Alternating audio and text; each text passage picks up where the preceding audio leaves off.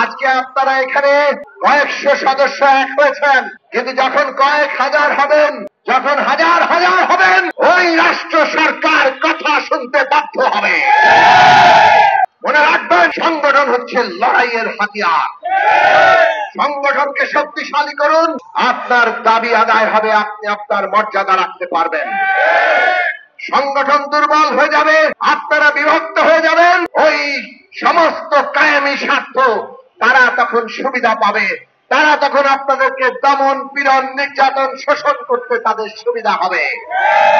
কাজেই সংগঠন গড়ে তোলা, ঐক্য ধরে রাখা এবং সংগঠনের বিস্তৃতি ঘটানো, এইটাই এখন আপনাদের সামনে কাজ। আমরা মনে করি অবশ্যই আমরা আমাদের লড়াইয়ের মধ্য দিয়ে এই দাবি আমরা আদায় করতে পারবো। বন্ধুরা আমার, দেশের পরিস্থিতি আপনারা সবাই জানেন।